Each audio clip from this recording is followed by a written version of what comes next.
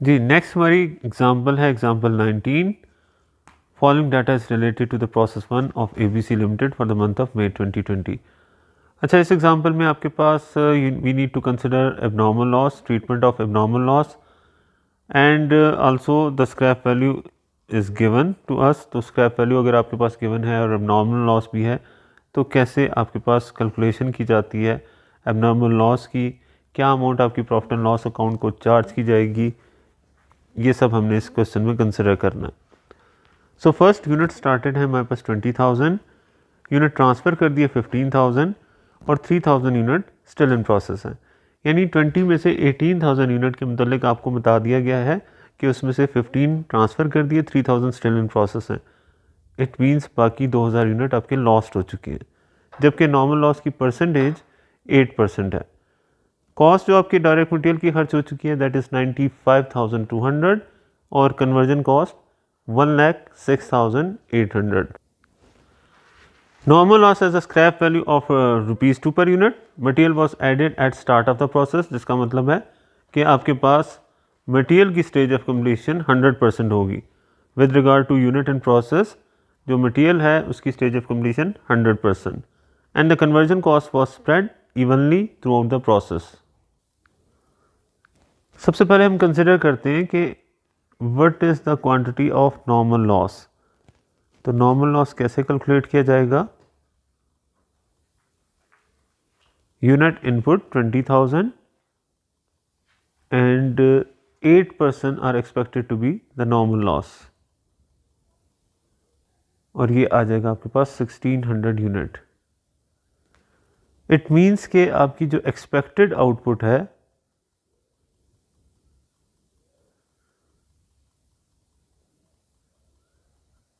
वो अगर आप कैलकुलेट करें तो वो 20,000 माइनस 1600 18,400 आ जाती है। या इसके बजाय अगर आप ये कंसिडर करें कि नॉर्मल लॉस तो 1600 है, एक्चुअल लॉस आपके पास 2000 है। How we have consider that actual loss is 2000 because 20,000 unit में से 15,000 ट्रांसफ़र हो गए, 3,000 स्टिल इन प्रोसेस हैं, बाकी यूनिट हमारे लॉस हो चुके हैं। Now as actual loss is greater than normal loss तो डिफरेंस आपका क्या होगा? Abnormal loss. हम एक्सपेक्ट कर रहे थे कि हमारे 1600 यूनिट लॉस हो जाएंगे, एक्चुअली हमारे यूनिट जो लॉस हुए वो 2000 है। तो जो डिफरेंस है आपके पास एक्चुअल लॉस चूँकि ग्रेटर है नॉर्मल लॉस से तो ये डिफरेंस आपका एबनॉर्मल लॉस कहलाएगा। अब हम कंसिडर करते हैं statement of equivalent unit.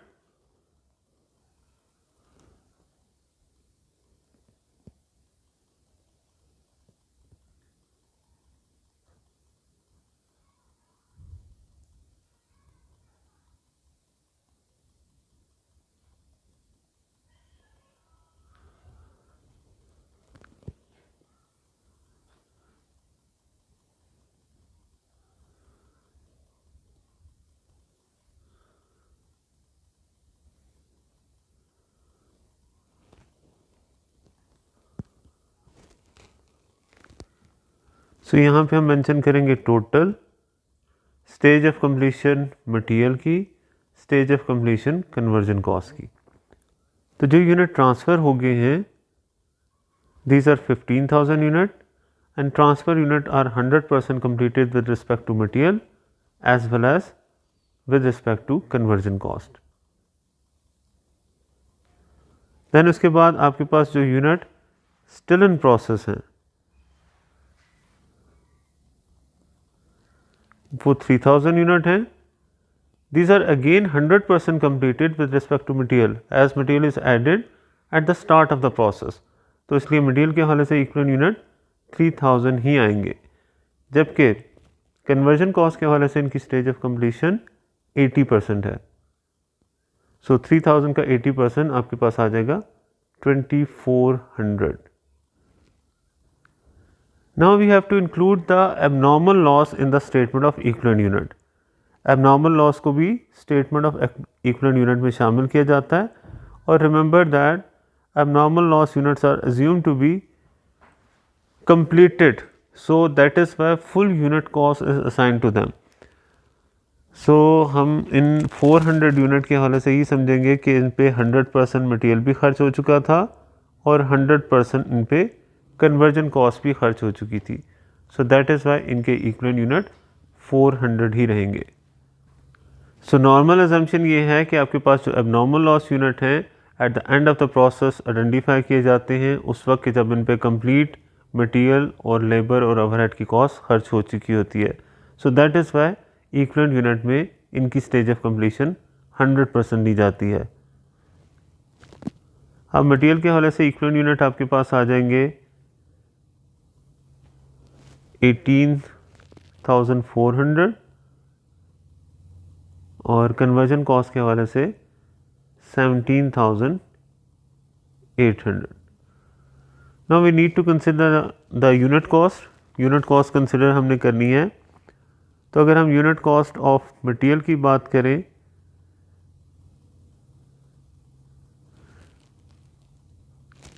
Material की 95,200 की कॉस्ट खर्च हो चुकी है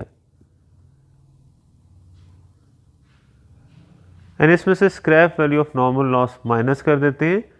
आपके पास नॉर्मल लॉस यूनिट हमने आइडेंटिफाई किए थे कि there are 1600 unit that are set to be normal loss 20,000 का 8%।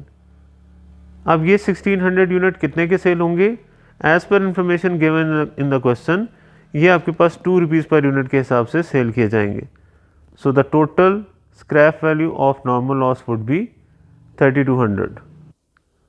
Remember formula remains the same, cost incurred minus scrap value of normal loss divided by equivalent unit of material and these are 18,400. So हम 95,200 में से 3200 minus और divide कर देंगे इसे 18,400 से। आपके पास कॉस्ट पर यूनिट आ जाएगी मटेरियल की cost per unit ₹5। Then we need to consider the unit cost and this is about conversion cost. Conversion cost के हवाले से आपकी जो कॉस्ट खर्च हो चुकी है दैट इज़ 1,06,800 और इसे डिवाइड कर देंगे इक्विवेलेंट यूनिट 17,800 से। Remember scrap value of normal loss हमेशा मटेरियल की यूनिट कॉस्ट फाइंड आउट करते वक्त फार्मूले में से डिडक्ट की जाती है।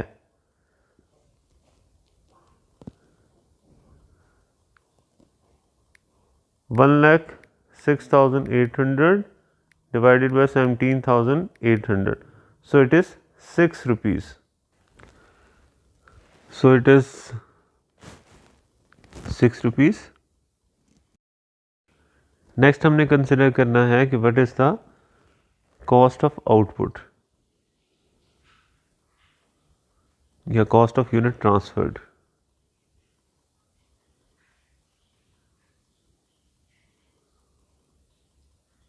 कॉस्ट ऑफ यूनिट ट्रांसफ़र आपके पास टोटल यूनिट जो ट्रांसफ़र किए वो है 15,000 और टोटल यूनिट कॉस्ट 6 + 5 आपके पास ये आ जाती है 11।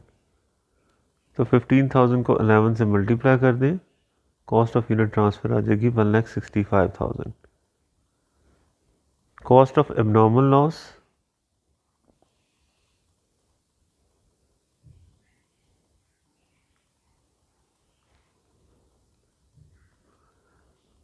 $400 यूनिट आपके पास एबनॉर्मल लॉस यूनिट है जिन्हें फुल यूनिट कॉस्ट असाइन की जाएगी और टोटल वैल्यू आ जाएगी 4,400।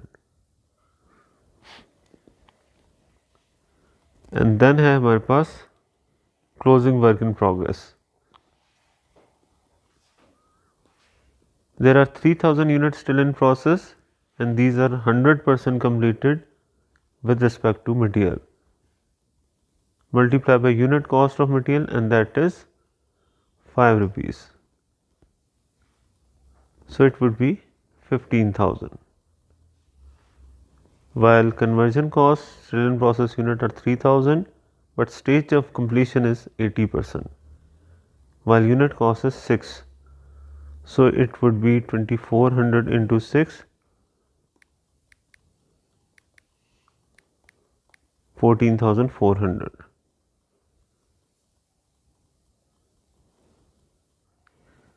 Now we need to make a process account.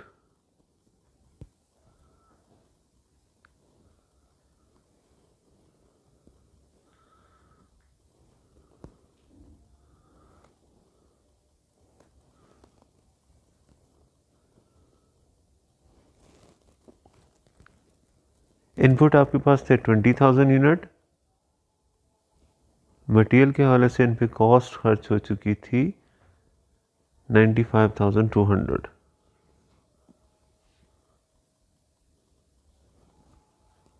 Conversion cost 1,06,800। Normal loss unit 1600, जिनकी unit cost 2 rupees per unit के हिसाब से 3200 बनेगी। यूनिट ट्रांसफर्ड 15,000 यूनिट, जिनकी वैल्यूएशन आ जाती है 1,65,000।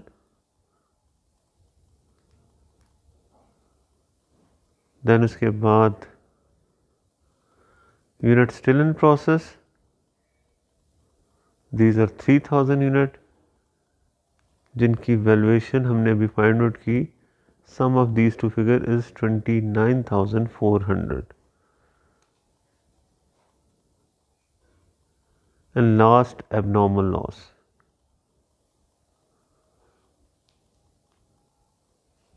एबनॉर्मल लॉस यूनिट है आपके पास 400, जिनकी वैल्यूएशन हमने की थी 4,400। सो the total cost would be 202,000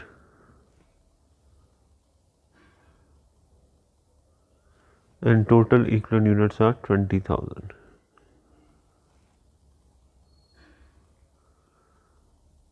Now we need to consider कि abnormal loss unit पे 4,400 की कॉस्ट खर्च हो चुकी थी, ये हमारा लॉस हो गया।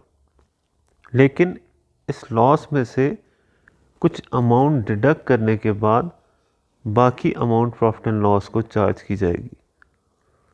डिडक्ट क्या करेंगे कि जो 400 यूनिट आपके लॉस हुए हैं, ये एज स्क्रैप तो सेल हो जाएंगे, और स्क्रैप के तौर पे सेल होने पे आपको 800 रुपीज़ रिकवर हो जाएंगे। सो द रिमेनिंग फिगर जो कि आपके पास प्रॉफिट एंड लॉस में रिकॉर्ड की जाएगी, ये 3600 होगी।